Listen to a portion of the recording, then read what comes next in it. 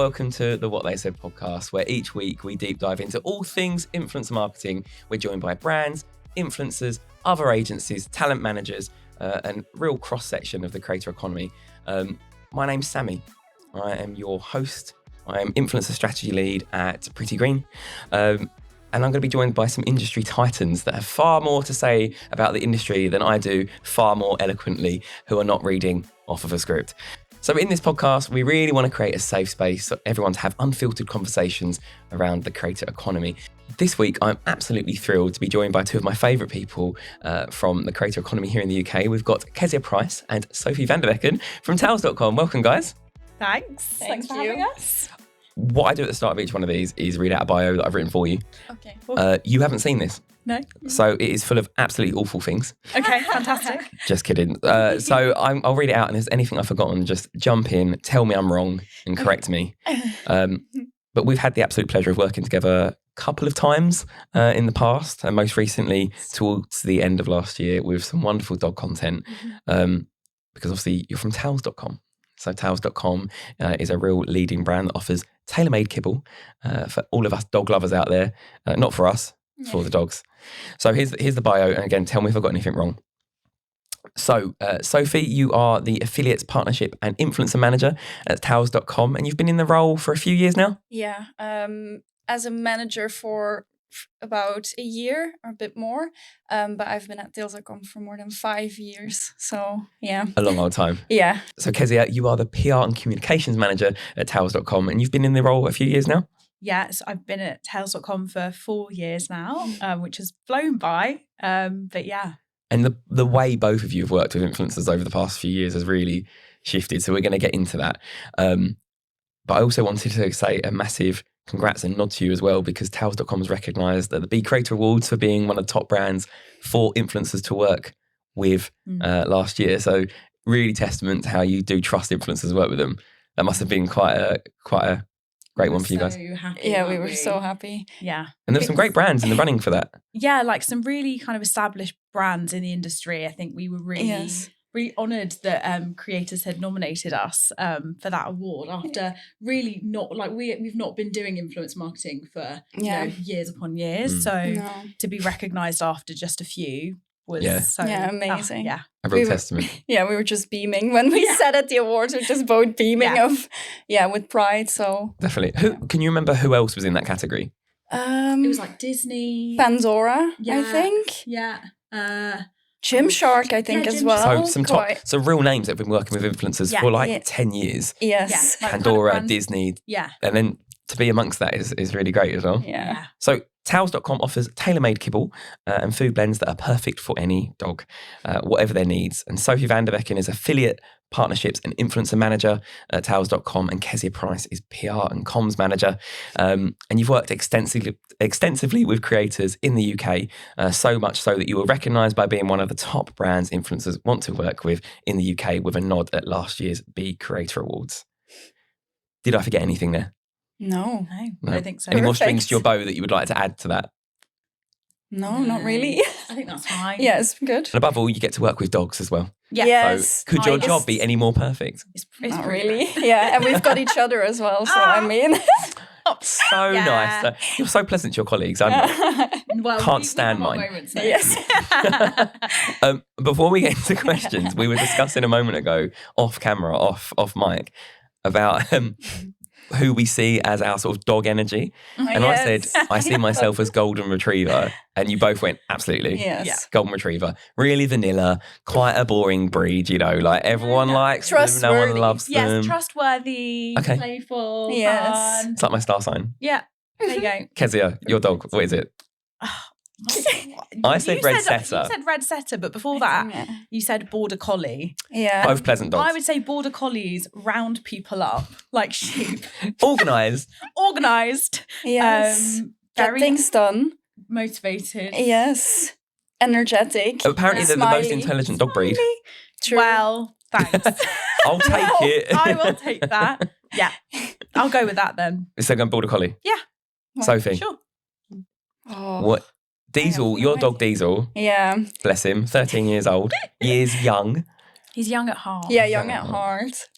Well, he's a mixed, isn't he? He's a mix between a toy poodle and an Australian cattle dog. I do not see poodle in him at all. Let's look at him. No. At all. He's like his own type of breed. Little sassy. Little sassy.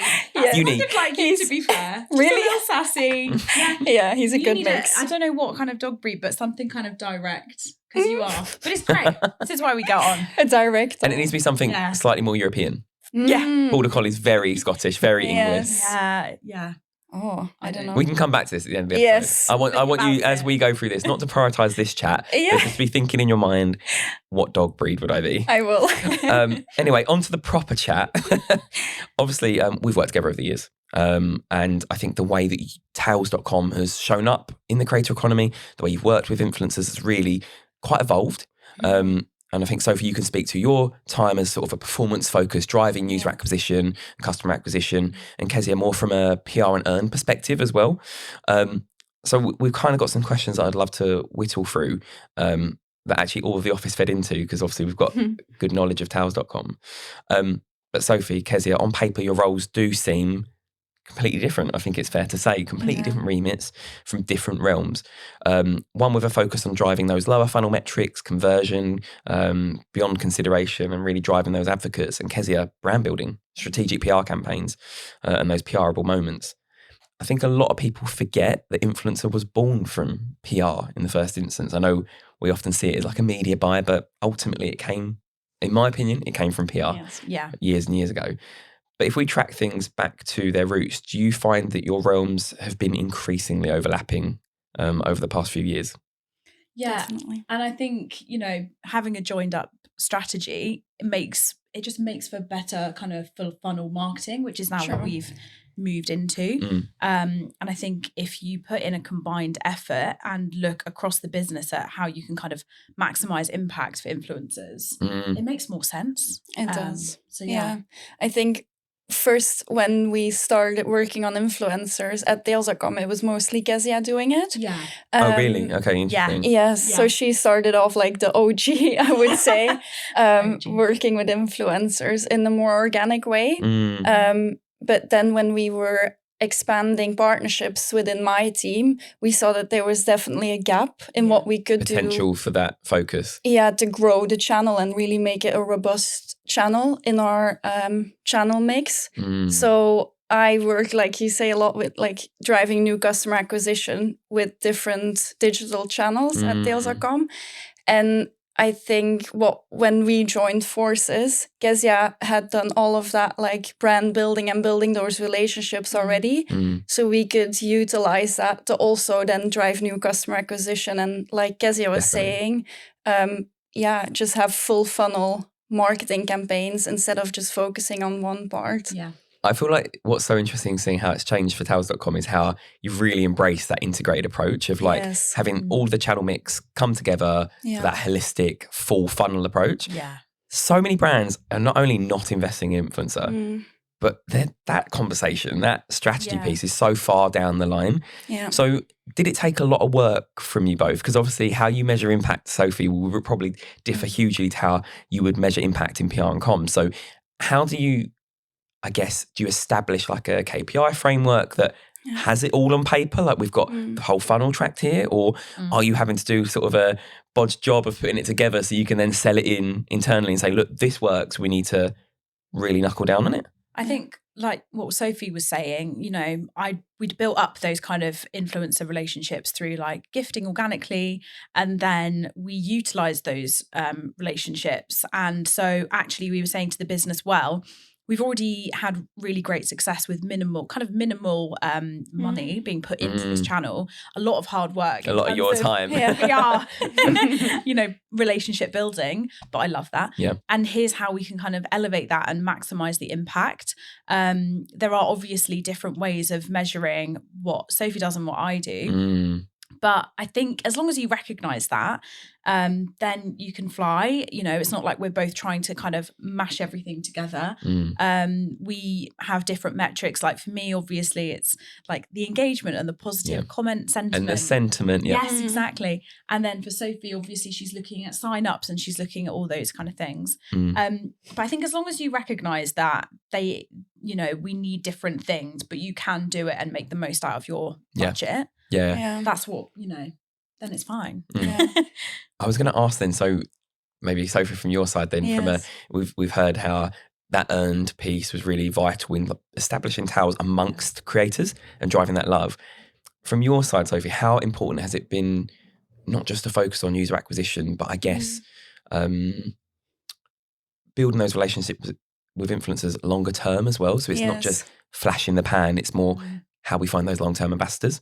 Yeah, I think that is having long-term ambassadors for us is definitely key because we want those real authentic relationships with influencers, because feeding your dog a certain type of dog food, you don't easily switch into a new dog food. It's a big decision. It is, So for us, having creators that we work with long-term will build authenticity and trust with their audiences, and which so is what we want. touch points as well. It's so valuable to have those variety of touch points throughout the year. Yeah, definitely. And I also think having brand ambassadors, it gives us a chance to work with them on different platforms as well, which will then target different type of audiences and will have different goals linked to KPIs, which is very important for us because how Kezia started out building all those relationships and gifting, what I did on my end is how we were working separately a little bit by then, is there's at Tails.com you have a testing budget, which when you put a case forward, you can, that is, has solid ground to maybe build a new channel. You can test with that. So what I started doing on my end is trying to get some of that budget to test bigger things with some money behind it. And then finally, after I think a year or 2 years, we got a set budget. So it took multiple years to get to that point where you've done the testing. Yeah, and I think we were lucky in that we work for a company that really embraces testing new things. They're not afraid. I think it's that kind of startup mentality of like, if things don't go quite right, it's okay because we can refine it. Or if it doesn't work, that's also okay because there's more kind of flex. So when we saw an opportunity and we wanted to kind of run with it, you know, they ran with it with us, which is great. They trusted you.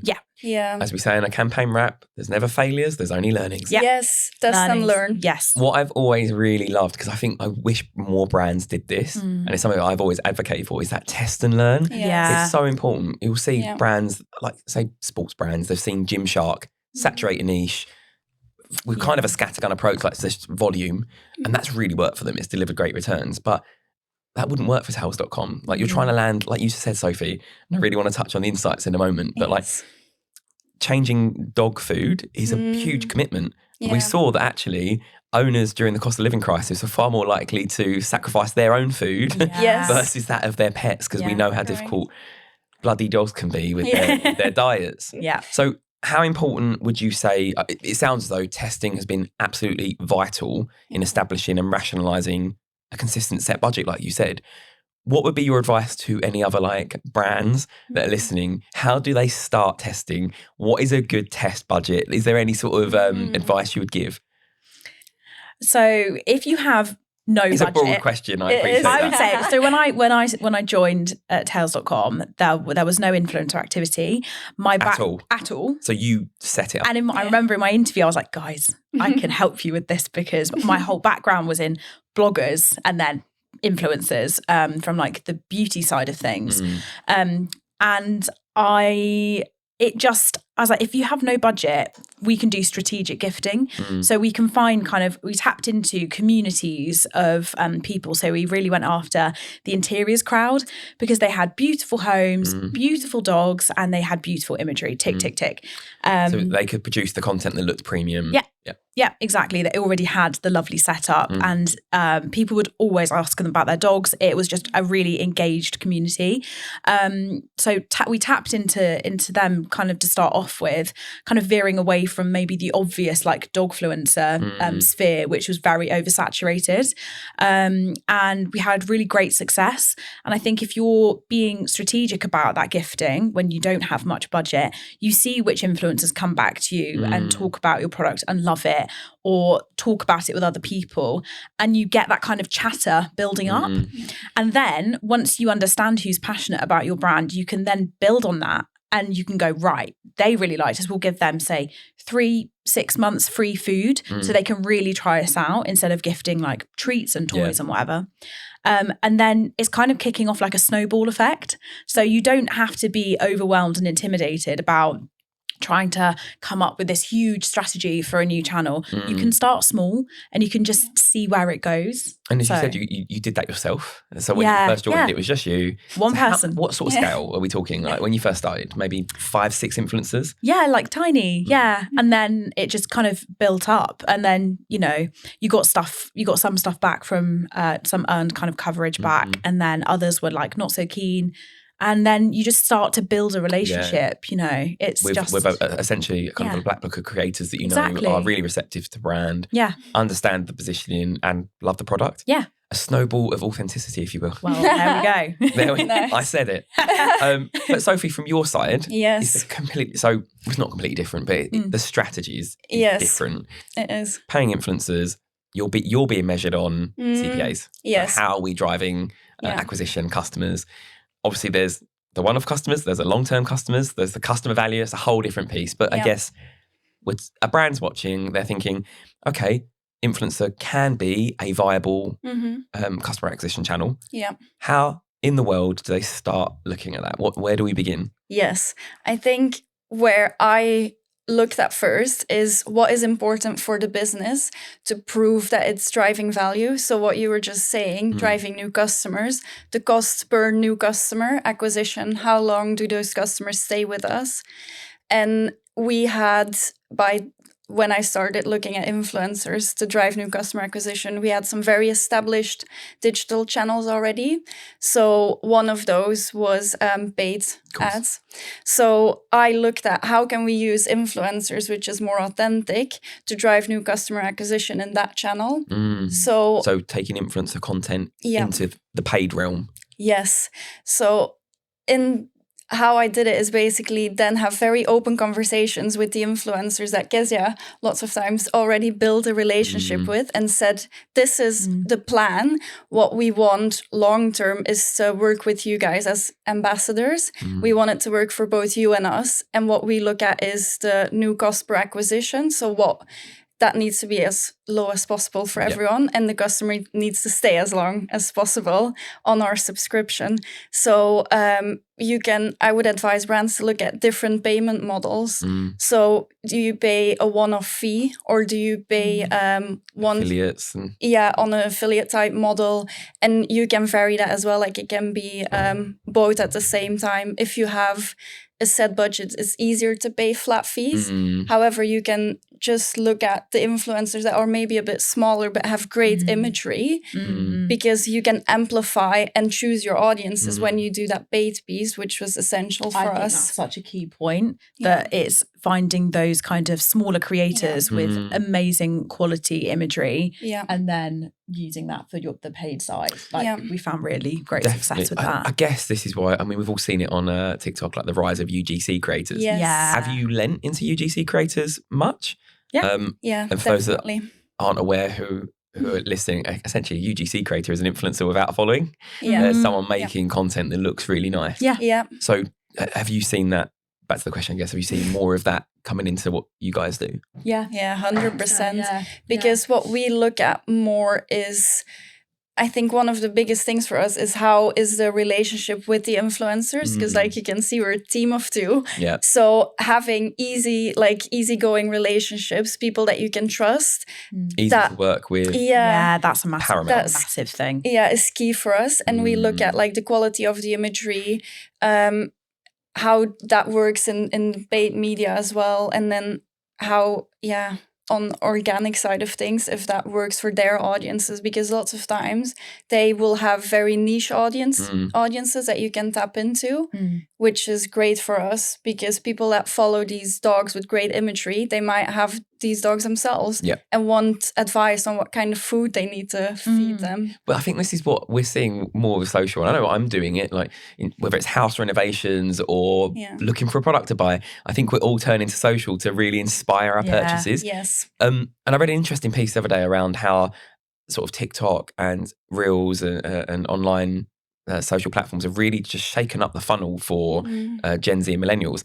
It's essentially non-existent in the form that we knew it, because we're being pushed to purchase so much quicker than we were previously.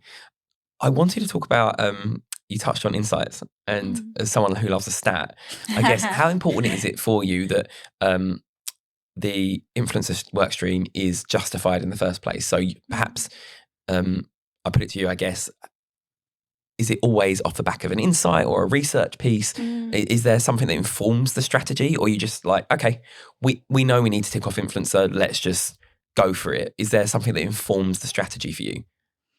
I think it depends. I think a lot of times it can tie into like a PR campaign. Yes. Or, and we're doing that a lot more now. I think kind of making the most of a campaign, stretching it across as many channels. So, and it's so seamless to include influencers. It just makes complete sense. But actually, I guess you've seen until now, influencers are so often shut out of that. Unfairly. Yeah.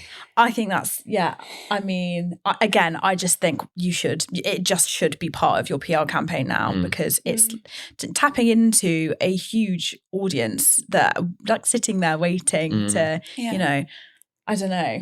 I think it's really key. Yeah. What I'm thinking about as well is, if as a brand you have a message that you want to get out there, right? And as consumers, if I think about a brand like trying to put that message out there via its own channels, obviously you get a bit tired sometimes of seeing that, because you see it, we'd roll out campaigns across Meta, across our own site, out of home, television. There's lots of different channels. And it's always a similar message. Consumers get, I think, creative fatigue, right? Yeah, we get tired of seeing it. But if you use an influencer, that was the wrong word. If you partner fairly with an influencer. Voila. If you work together with an influencer, collaborate, they can take your brand's messaging that you want to get across and tell it in the way that they want to tell it to different audiences, probably. And those audiences will listen because they're engaged with the influencer. Who knows their audience best? Yes. Voila. So This, do you know what? This is actually, there's a question on this in a moment, but I'm just going to get to it now. You've just touched on brand messaging, and we know, working with influencers, and influencers know working with brands, there's a balancing act to be had, right?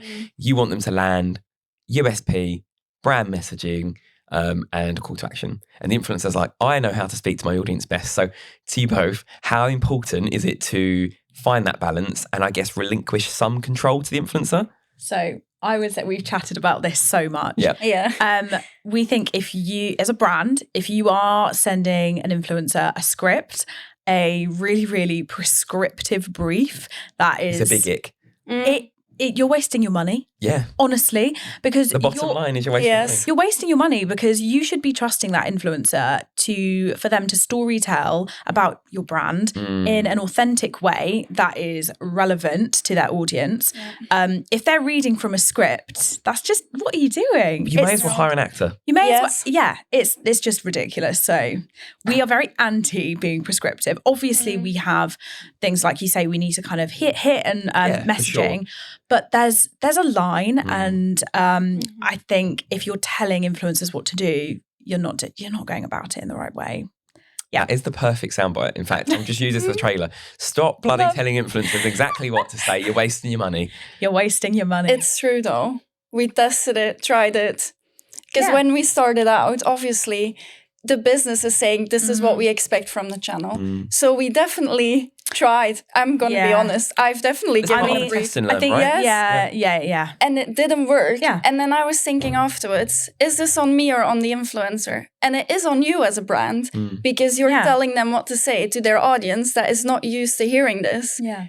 it doesn't work that way. Especially when it comes to someone's relationship with their dog. That is so unique. That bond is so special and you have to honour it. And actually Tails.com and that feeding moment is part of that relationship. It builds that bond. But it builds the love between the pet and the owner. Love, right? And I think that's where the emotive kind of storytelling really comes into play, you know? So we find that allowing creators to go about this how they feel, you know, that piece of content, including Tails.com, but not making it the sole focus is totally our jam. And actually, we've actually had a lot of cases where, you know, potentially kind of newer influencers that we've worked with have come back to us with much more focus on the product than we want. And we've said, scale back a bit because this is how dial back the messaging. This is so addy. We don't like this. We kind of want it, you know, we find ads the most engaging when you're like, hang on, was that an ad? And you're like, God, that was so naturally woven in. And you're not suddenly like, oh, okay, I'm switched off. And I think that's the kind of midpoint we've tried to hit. There's enough, not too much. We had an instance, so just briefly touching on the campaign we did together last year. And it had been quite a few months actually since we'd worked together, and whole new team at Pretty Green, and we're working on a poor astrology campaign. And I think the first piece of content came in and we were like, great, they're hitting the messaging. But there was a real conversation moment between Crystal and our team and you where it was like, let's just dial back the messaging. And I was like, this is so refreshing. Wow, good. Because you were just focusing on the storytelling, like you said. Because it was around aligning star signs with dog types, and I think we can all relate to that. But it was really, really interesting to see, and actually it was it was a real boon to the campaign because the content just outperformed what we'd expect it to have done. Because, like you said, Kezia, is this even an ad? Because it was seamlessly integrating the brand into content that felt fun. Felt cool. And then there was like follow-up messaging in additional content. But it was that moment where I was like, this is why you guys were nominated for that award, which you should have won. Side-eye, oh my God. Bombastic side-eye. Around like, you know, balancing what creators want. And more brands need to do it. And I think it's definitely something that I would have valued as a creator. And there were so many instances where my voice felt stripped away from me as an influencer, where I was like, okay, my audience is just going to see the content and be like, okay, get that bag, and then just like skip the ad. You know, and you can it just reeks of poor partnership. So we've touched on, you know, advice to brands that are trying to get into the space. What about finding the right influencers? So you've worked extensively with dogfluencers, people with dogs, families with dogs, something with dogs. And you've done a lot of testing, as we've established over the years, from an awareness and consideration perspective, right down to that traffic and conversion.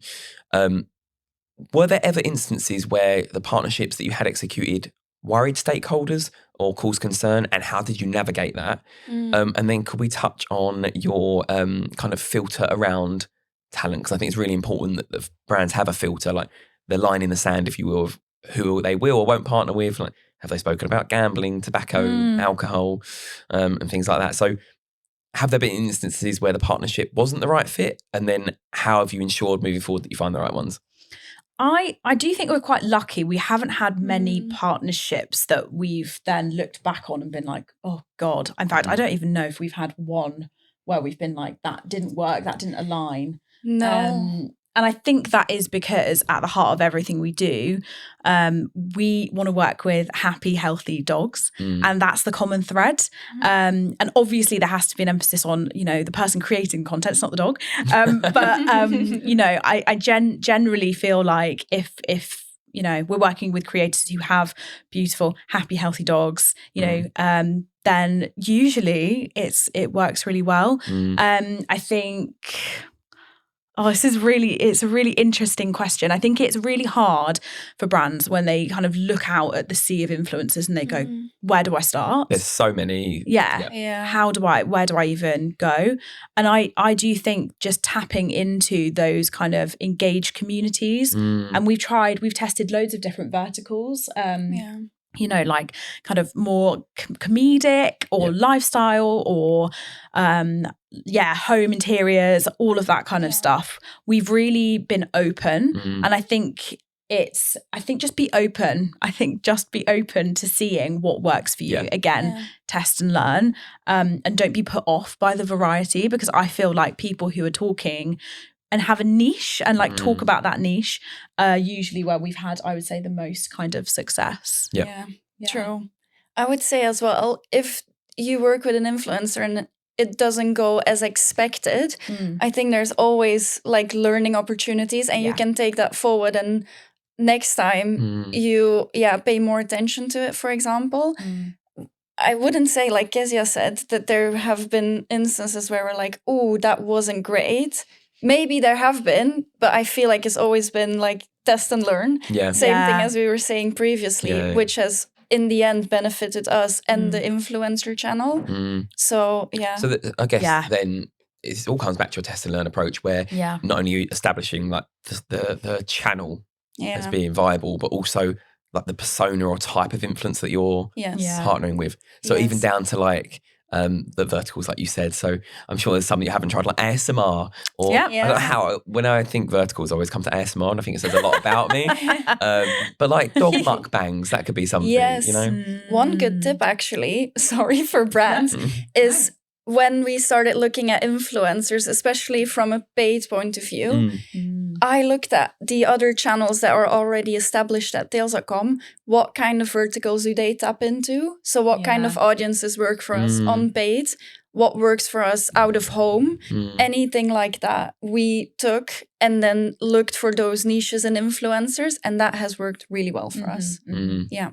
So I guess you could say you're looking for the paw-fect partners. You could say that, Sammy. The dog bun. Moving swiftly on. We've kind of, I had my questions laid out. This conversation's flowed so naturally. I feel we've touched on most of them. I guess my final questions are kind of around establishing the work streams in the first place. How important would you say, I guess this is a question for you in the first instance, and then Sophie, about your build on that. How important is earned and gifting as a relationship builder? And then I guess, how do you take it beyond that? Because obviously you should, I guess, pay influencers fairly for their time. So how important is earned and gifted? Influencers aren't obligated to post anything. So how do you nurture that relationship? And then Sophie, how do you build on that and take it to the next level for a paid partnership? So when I first joined Tails.com, as I mentioned, there was no influencer activity. So we started with earned, and I think that the value of that continues, moving on. Like even now, once you've paid them. Absolutely. Yeah. We've got new launches. They all get the new launch. If we notice on Instagram that their dog's poorly, or they've had an operation, or there's something going on in their life and they need a bit of support, we're in there. We send the dog something to wish them well. And I think it's those little touch points that continue to kind of resonate, and just a touch point to go, okay, the brand is still there. They still like value me as an influencer. They care about my dog. I think it's those little touch points that make you more human, more kind of like not just a brand, a person at the other end as well. A person. So I think it's hugely important for maintaining, because obviously we don't have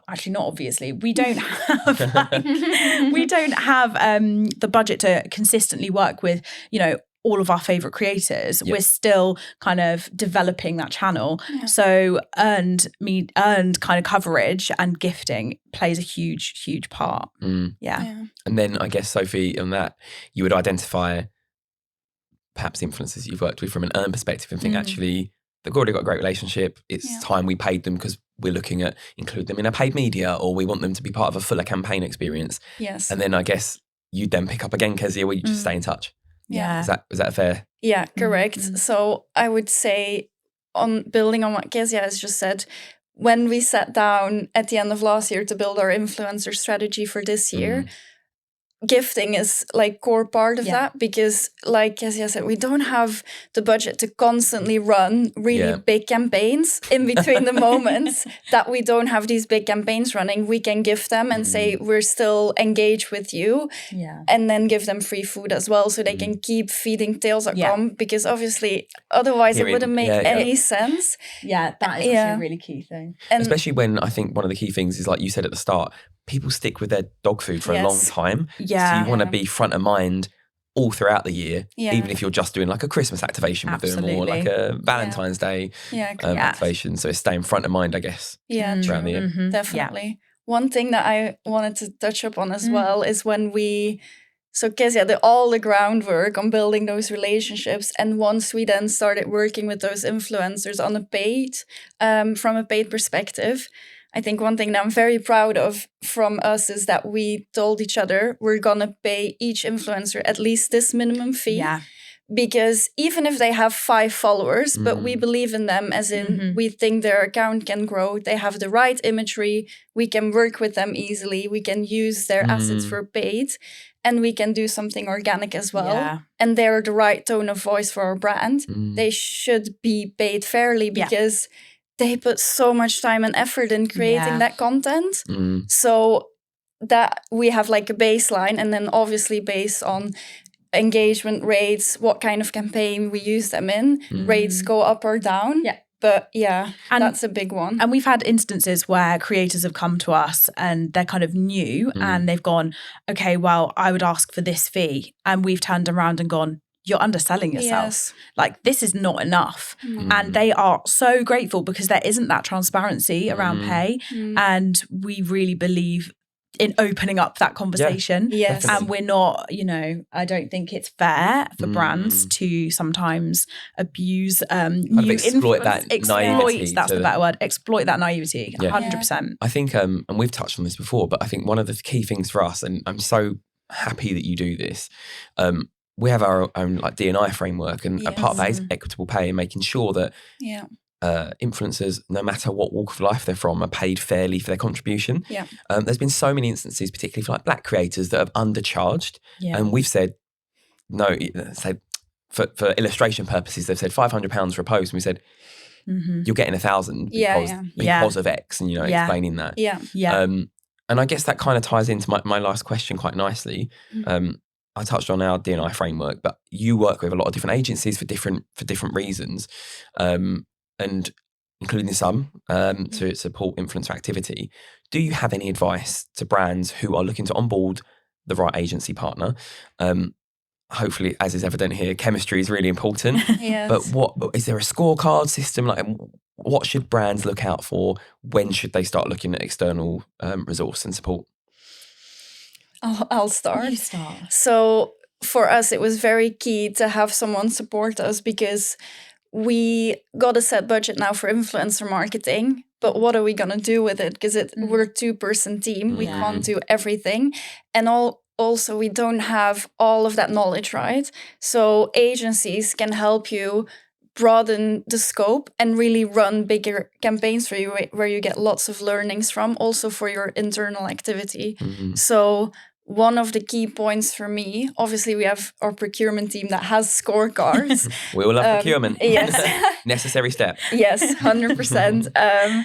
But also I think for us, agencies are very much an extension of our team, who we work with on a day-by-day basis. So communication is key. Vital, and you need to have that chemistry, and you need to want to work with them every day. And I think a key point for us as well is open communication, because being honest and open. 100%. Transparency in the partnership. Yeah. But I think a big shift I've seen over the past few years is moving from just being a supplier to being, like you said, like one team. So there is no value to be had in like a quick burst of activity where the agency's pulled the wool over your eyes and said, oh, like we've taken like 60% of fees, and it's like where are we going with this? Like, what is the long-term game here? So communication is vital, transparency, Custom emojis on a Slack channel. Yeah. Yes or no? So Yes. crucial. We were discussing these before. Angry frog. I believe. Angry frog. Enough said on that My one. colleagues are going to love that I've mentioned this. It's going to get HR and you're like, take this down. Remove at 46 minutes, please. But on that point, I will end on that we have got some quick fire questions that I want to run through. Okay. But also for Christmas, you sent our office some treats for our dogs. And I got a Jack Russell. Yes. Now, I want to float the idea of another toy that I know my dog would also love. A collie flower, as in border collie. Very cute. I will take Very cute. commission on that. Yeah. If you go any further with it. Perfect. You heard it here first. But we have got some quick fire questions, and these are generally just fun ones that I think you will enjoy as dog lovers as well. Go for it. But Sophie, before I get into that, which dog did you decide is your I have been thinking about it. I can tell when I'm looking at you, it's turning in the back of your head. It's turning. Should we give you one? Yes, give me one. Yeah. Because I feel like people see you from a different Definitely. perspective than... Kezia, you know Sophie best. Oh, So I'm going to make... now I'm it's gonna, from Kezia. I'm going to put your relationship on No. tenterhooks right now. Oh, I trust you, Kezia. Sophie, you said old English sheepdog earlier. Oh, Yes. I see it. Yes. that would be cute. Yes. But They're very specifically the cute. ones that have a little hair tie to Yes. stop the hair going in their eyes. I see it. Aw. Yeah, that's a compliment. Thank Loyal. you. Loyal. You're loyal. Loyal. I have a good gift at guessing people's Harry Potter houses and apparently dogs. So Wow. Oh. I have you But both, that I have you down as doesn't- Hufflepuff, by the way, and you as a Ravenclaw. I can see myself. I as a see Ravenclaw. this, yes. Hufflepuff you though. Or Gryffindor. Maybe. We'll pick this one up Maybe later. Gryffindor. Yes. The hat did change its mind once. It Yes. can change it Remember, again. it's what you want to be. Mm. So I do see you as a Gryffindor. Same. main character energy, like Harry, you can just change Yeah, your mind. yeah. Go on then, we're ready. TikToks or Reels? TikTok. TikToks. TikToks. Because I always get sent TikToks that are then reels by Yes. people that are just My behind the husband times. sends me reels that I've already seen because they were Cancel from him. TikTok. Cancel He's going to him. love that I mentioned that. You've aged him. I know. Sorry, quick fire, continue. Sorry. Favourite dog breed? Oh, Corgi. Lab. German Shepherd. Chat or Riz? Oh, Too old for this. Mini. Chat. Oh. I can't say got Riz. Riz. You I'm got not Riz. allowed. Okay. I can't. Sound it ages me. Instant mastery, what skill are you choosing? oh, cooking? Oh. No. Oh God, this is not Something quick fire, is artful. it? Jeez. Painting. I Yeah. think drawing. Same. I'm rubbish at that. Actually, I'll take it. Because we make money from that, can't we? Yeah. Influencer or content creator? Content creator. Yeah. Crocs and socks? Depends. If you're in the house, it's all Mm-mm. right. Backdoor Yeah. shoes. Yeah. Yes. Yeah. Crocs don't come for me. Summer or winter? Summer. Do you believe in ghosts? I was going to say winter. Sorry. Oh, he's sorry. still Sorry. stuck. I'm going to go Do you winter. believe in ghosts? Mm, Oh. Sub, kind of. No. Cool. Oh. This is so generic, these next ones. Phone calls or texting? Texting. Texting. I'm a millennial. I hate a phone Yeah. I like a phone call, but I would always text over Yeah. call. Wait, you called me at one point, Sophie, and I was like, this is so not us. Bye. Hang up. And last one, do you use your own Netflix account or use someone else's? My own. Yeah, I have to use my own now. Yeah. The address thing. My husband's family has a family account, and Ooh. so we're on that. And we Good for you. I don't know if we can leave this in. 30. We're still on the family account. Yes, yeah. He knows about Netflix it. kid. There's no drama here. We're all fully aware. And on that note, thank you to George for the questions. Hey, Really appreciate it.